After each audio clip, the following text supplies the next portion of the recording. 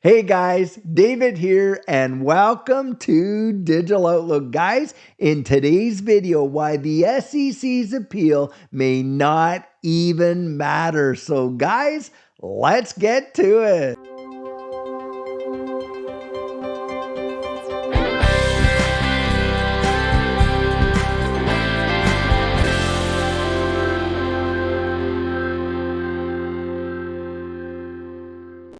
So guys, I think one thing we can all agree on in this space, there is no shortage of controversy. And of course, with this SEC lawsuit and all this that's going on and the pending potential for appeal, oh my goodness, are we getting the FUD out there and big time. Guys, I think there's a lot of things that folks are missing that they really want to pay attention to. Now, guys, just check this article out right here. Ripple's legal victory holds until 2026, why the SEC's appeal may not even matter. Now, guys, just check this out right here. Ripple's legal battle with the SEC may remain intact until 2026, with a delayed decision potentially allowing institutional partners to continue using the XRP token without significant disruption. Fred Rispoli has pointed out that the trial court's favorable ruling provides ample for protection for Ripple and its partner. And this is what he said right here. To those freaking out over the possible SEC versus Ripple appeal, don't. There won't be a ruling until 2026. The SEC suing exchanges and alleging multiple tokens as security has lessened the sting dramatically. If Ripple and or XRP don't make it now, it's not because of the SEC case, and I would absolutely agree. In fact, guys, it does not mean that even if there is an appeal, that they will succeed in appeal. The likelihood of them succeeding second go around is just as low as what it was first go around. And guys, usually as each go around happens, it gets less and less and less. And Judge Annalisa Torres adjudicate this case based on the prongs of the Howey test. And she absolutely nailed it. And in fact, many legal analysts have said that is in fact the case. And should it get to the Second Court of Appeals, I think they're going to come down with the exact same decision. Now listen to this right here.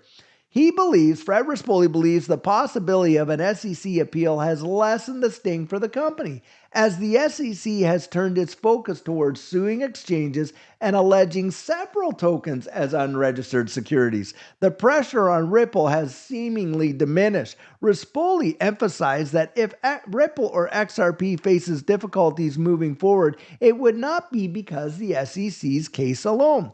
While Rispoli seems confident in Ripple's current standing, another legal expert, Jeremy Hogan, notes that the SEC has yet to officially decide whether it will appeal the ruling. Hogan estimates a 60% chance of the SEC appealing, though he acknowledges that any appeal could backfire. He argues that the SEC operates differently than most litigants, making its actions somewhat unpredictable. Well, of course they do. In fact, they operate in ways that aren't even a faithful allegiance to the law, trying to enforce, legislation by enforcement. Haven't we all heard that? Guys, the chances of the SEC winning, according to these legal analysts like Jeremy Hogan, like Fred Rispoli, are very low and could literally backfire, and they don't even think it will have any impact on XRP in a coming bull run whatsoever. Now, one of the key points raised by Rispoli is the security provided by the current court ruling,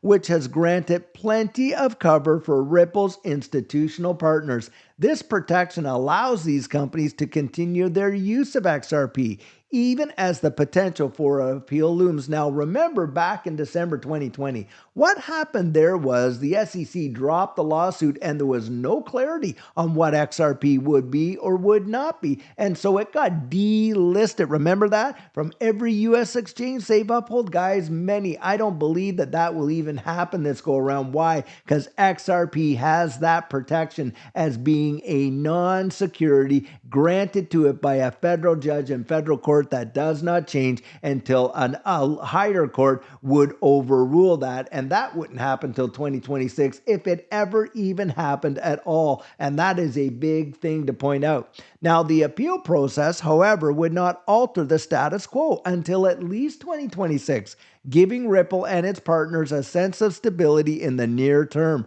Rispoli also suggested that federal legislation may soon override the SEC's lawsuit entirely as Congress debates new regulatory frameworks for the cryptocurrency sector. The potential for new laws could reshape the landscape before the SEC case reaches a conclusion.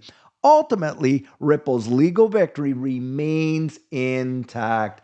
That's why, guys, we don't buy the FUD and allow ourselves to get all shaken up over whether or not an appeal is filed in any case whatsoever. Because remember, we got the Financial Innovation and Technology for the 21st Century Act right there before the Senate. And have we not heard some big time deals? Crypto and digital assets right now are a hot ticket for this next election. And guys, the whole thing could be put to bed before even a decision is made.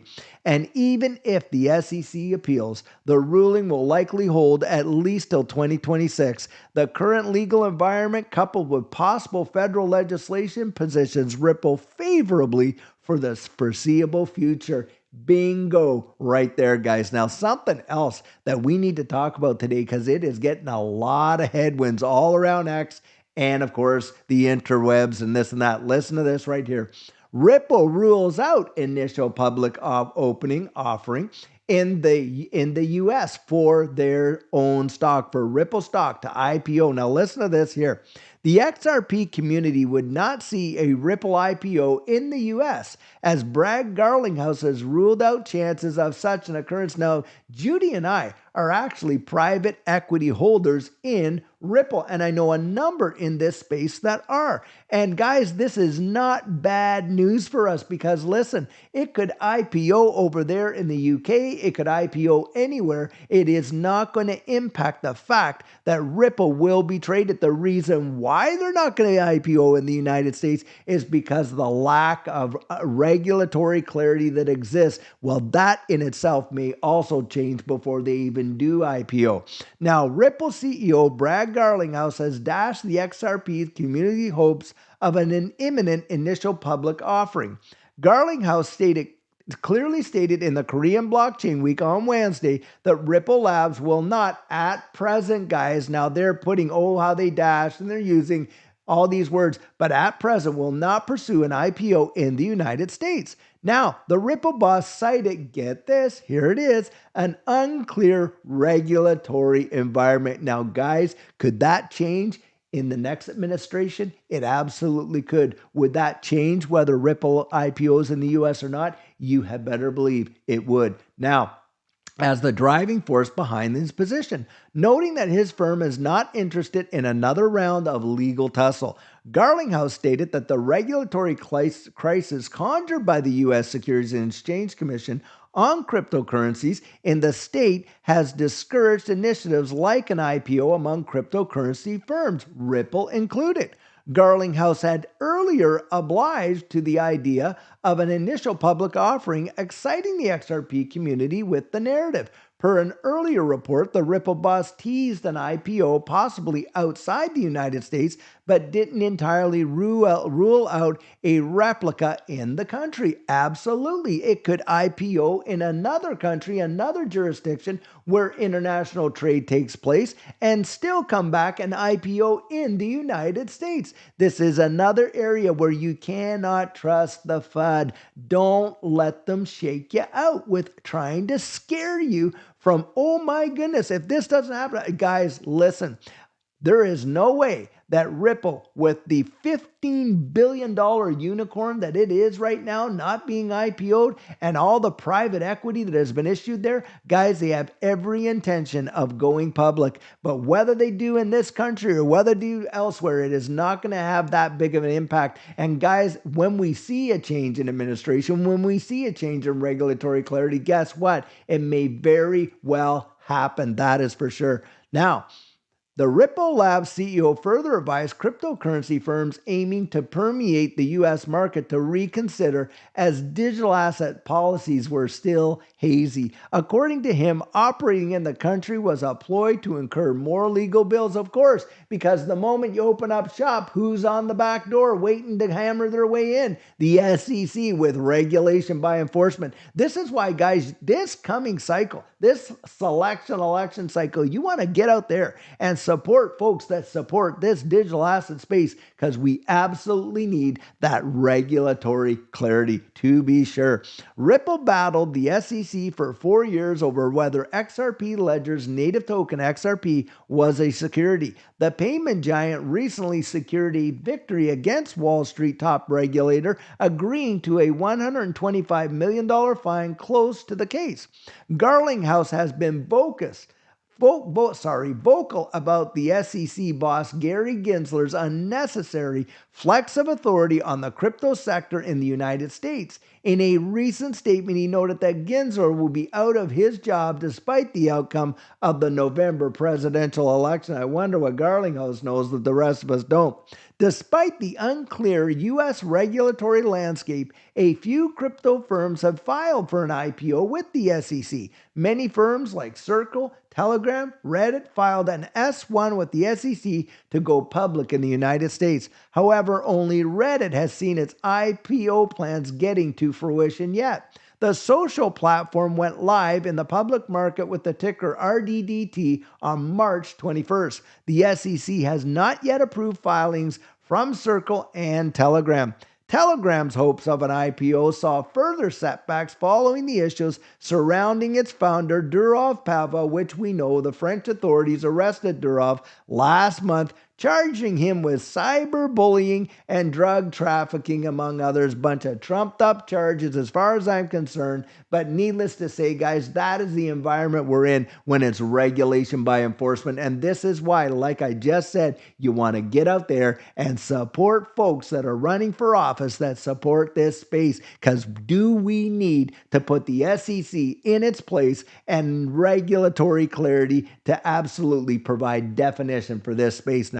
So guys, just check out this article right here. Ripple CEO reveals timeline for RLUSD launch. Listen to this right here. The wait for a native stablecoin on the XRP ledger could end in no time after Ripple CEO Brad Garlinghouse gave a morale-boosting update on the stablecoin. Garlinghouse adjusted the timeline for RLUSD launch, noting it will launch sooner than expected. While speaking at the Korean Blockchain Week on Wednesday, the Ripple boss noted that the stablecoin will make its market debut, now listen to this, in weeks, not months. Now, guys, what do you think? Brad knows that we don't know because, of course, this needs to get regulatory approval from government. And the thing is this, guys, my guess is they've been in talks and he knows that this is getting approved a lot sooner than what he thought or what a lot of us thought. Now, this assertion further excited the XRP ledger community, which has long anticipated the RLUSD stablecoin. Guys, stablecoins in this space are massive liquidity providers, and RLUSD is positioned literally, in my estimation, to take a massive bite out of this market, and it's worth billions, the stablecoin market. Now, the Ripple USD proposal came in March when the second largest stablecoin in the crypto sector, USDC, depegged. The scare propelled Brad and Ripple to nurture the idea of providing a US dollar pegged asset supported by one of the most prominent players in the sector. Garlinghouse revealed that the US dollar assets will fully back the RLUSD. According to the Ripple CEO, assets like US dollar deposits, short-term treasury bills, and other cash equivalents would hedge the RLUSD, following the footprint of popular stablecoins like USDT and USDC. Notably, the Terra UST depeg in 2022, which, by the way, was an algorithmic stablecoin. It was not pegged and was not backed by any kind of fiat currency or treasuries or anything like that. and it has caused investors to prefer fiat and crypto-backed stablecoins over algorithmic stablecoins. There you go. The Terra collapse caused a wider market capitulation, wiping billions of dollars from the cryptocurrency sector in days. I remember that. I'm sure a lot of you do too. The RLUSD is at the test beta stage as Ripple is privately experimenting with the stablecoin. A report from the Crypto Basics showed that Ripple minted 185 RLUSD in its treasury on August 21st. Now, I think those have since been burned. Ripple USD will be deployed on the XRP ledger and Ethereum network, broadening its usability. The stablecoin will leverage the ERC20 Ethereum standard, bringing new features to the XRP ledger. Guys, this is also a big deal, and in weeks, not months. I'll tell you what, lots are going on in this space. And guys, when I see all this kind of stuff, and being a private equity holder myself, I am not in the least bit shaken up or shaken out. And do I think that this is not even going to matter if there's absolutely? I think Fred Rispoli is spot on. And guys, this is why I get out here. I encourage you to go out there, really research it, dig this stuff up, find it all out. And so you're in a position where you're basing your confidence on the research that you're doing and not having somebody else come out there and absolutely FUD you out. That is for sure. And for Judy and I, boy, I'll tell you what, we cannot wait, because I believe this next bull run is going to send this thing right into the atmosphere, and it's going to leave most of these fudsters absolutely gobsmacked. So guys, one thing that I can tell you from firsthand experience, in this next bull run, you will thank yourself that you took the time to get your plan in place. And what our coaching program offers, that is where you and I can meet personally, one-on-one, for 1 hour over Zoom. And during that time, I share with you our personal journey in that last bull run and what enabled Judy and I to experience some amazing financial success.